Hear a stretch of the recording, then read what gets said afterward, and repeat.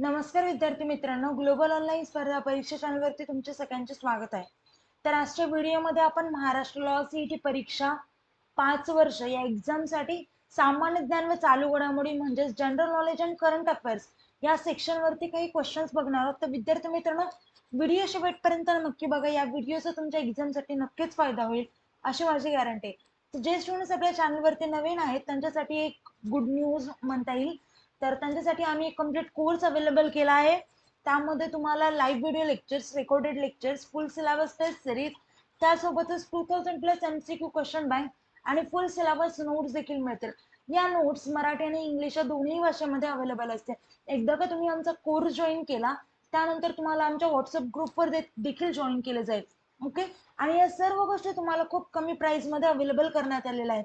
अजून काही कोर्स बद्दल माहिती हवी असेल किंवा कुठल्याही प्रकारचे डाऊट्स असतील तर मी स्क्रीनवरती 2 नंबर दिले आहेत, त्या नंबरवरती तुम्ही कॉन्टॅक्ट देखील करू शकता. आता हा कोर्स ऍक्सेस कसा करायचा किंवा एनरोल कसा करायचा, तर त्यासाठी global online application play store वरती जाऊन डाउनलोड करा. त्यानंतर ऍप्लिकेशन ओपन करा. ऍप्लिकेशन ओपन केल्यानंतर नाव आणि नंबर एंटर केल्यानंतर तुम्हाला इंटरफेस समोर येईल. इंटरफेसच्या पहा डाउनलोड साईडवरला स्टोअरचा आयकॉन असेल त्यावरती क्लिक करा. त्यावरती क्लिक केल्यानंतर तुम्हाला कोर्सेसचं पेज ओपन होईल. कोर्सेसच्या पेजच्या सर्च बॉक्समध्ये सीईटी असं टाईप करा. सीईटी टाईप केल्यानंतर तुम्हाला 4 सीईटीचे कोर्सेस अवेलेबल होतील. त्यामधला महाराष्ट्र LLB 5 इयर्स हा कोर्स आपला असेल. तो कोर्स ओपन करा आणि तो कोर्स एनरोल करा. तर पहिला प्रश्न आहे, कोणत्या पोर्तुगीज खलाशाने भारताकडे येण्याचा मार्ग 1498 मध्ये शोधला? आता पहा, आपल्याकडे 4 व्यक्तींचे ऑप्शन्स आहेत. फर्स्ट आहे बार्थोलोम डायस, सेकंड आहे वास्को द गामा, थर्ड आहे फर्डिनांड मॅगलेन आणि फोर्थ आहे यापैकी एकही नाही. तर विद्यार्थी मित्रांनो पहा, करेक्ट आन्सर आहे वास्को द गामा. तर त्या टाइमला आपल्या देशामध्ये सोनं, मसाला वगैरे खूप असायचा. तर तेव्हा खूप सारे परदेशी व्यापारी भारतामध्ये यायचे. वास्को द गामा हा 1498 मध्ये केरळामध्ये आला होता आणि त्यांनी युरोप ते इंडियाचा समुद्रमार्ग शोधला होता. ओके. चला तर आता नेक्स्ट क्वेश्चन पाहू. रॉबर्ट क्लाइव्ह याने 1765 मध्ये कोणत्या राज्यात दुहेरी राज्य व्यवस्था अस्तित्वात आणली होती? आपल्याकडे पहा 4 राज्यांचे ऑप्शन्स आहेत. फर्स्ट आहे महाराष्ट्रामध्ये, सेकंड आहे बंगालमध्ये, थर्ड आहे पंजाबमध्ये आणि फोर्थ आहे यापैकी एकही नाही. तर करेक्ट आन्सर आहे पहा बंगालमध्ये. तर रॉबर्ट क्लाइव्ह याने 1765 मध्ये बंगाल या राज्यामध्ये दुहेरी राज्य व्यवस्था अस्तित्वात आणली होती. तर रॉबर्ट क्लिव्ह जे की एक ब्रिटिश ईस्ट कंपनी इंडिया कंपनीचे होते, त्यांनी बंगालला 2 राज्य व्यवस्थामध्ये डिवाइड केलं होतं. ते म्हणजे निजामत आणि सेकंड म्हणजे दिवाणी. तर नेक्स्ट क्वेश्चन पाहू. विधवा पुनर्विवाहाला मान्यता देणारा कायदा कोणी केला?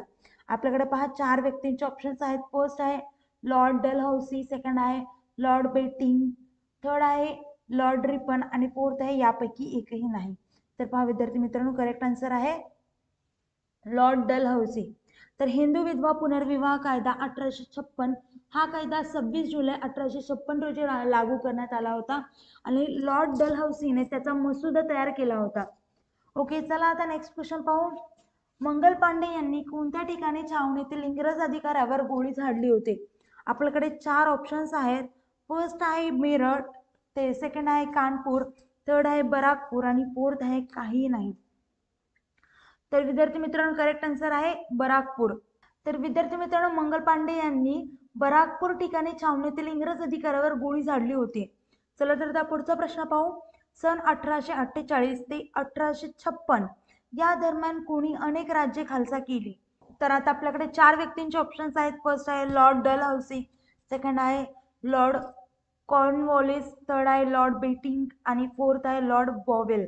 तर विद्यार्थी मित्रांनो पहा, करेक्ट आन्सर आहे लॉर्ड डलहौसी. तर लॉर्ड डलहौसी जे की तेव्हाचे गव्हर्नर जनरल होते, त्यांनी डॉक्ट्रिन ऑफ लॅप्स या कायद्यानुसार अनेक राज्ये खालसा केली होती. चला आता नेक्स्ट क्वेश्चन पाहू. विधवांच्या शिक्षणासाठी कोणी अनाथ बालिकाश्रम स्थापन केलं? आपल्याकडे 4 व्यक्तींची नावे आहेत.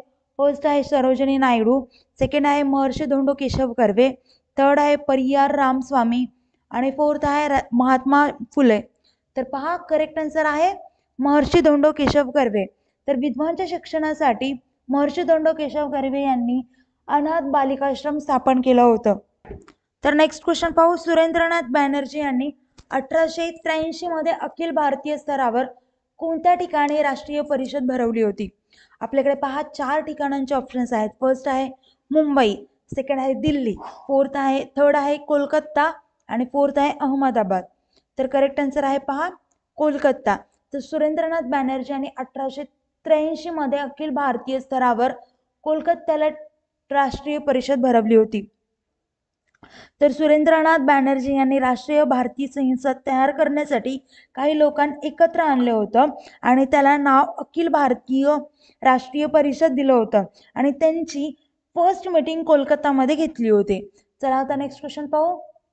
राष्ट्रीय सभेचे पहिले अधिवेशन कोठे भरले? आपल्याकडे पहा 4 ठिकाणांचे ऑप्शन्स आहेत. फर्स्ट आहे कानपूर, सेकंड आहे इंदोर, थर्ड आहे मुंबई आणि फोर्थ आहे दिल्ली. तर करेक्ट आन्सर आहे मुंबई. तर राष्ट्रीय सभेचे पहिले अधिवेशन हे मुंबई येथे भरले होते. चला आता नेक्स्ट क्वेश्चन पाहू. राष्ट्रीय सभेचे पहिले अध्यक्ष कोण होते? आपल्याकडे पहा 4 व्यक्तींची नावे आहेत.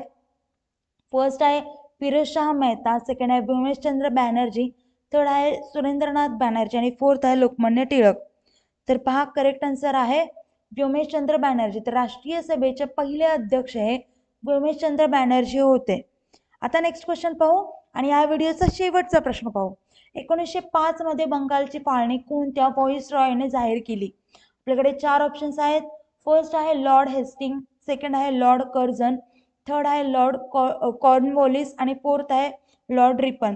तर पहा विद्यार्थी मित्रांनो करेक्ट आन्सर आहे लॉर्ड कर्झन. तर लॉर्ड कर्झननी बंगालला बांगलादेश आणि आसाममध्ये सेपरेट केलं होतं आणि बांगलादेशची राजधानी ढाका ठेवली होती.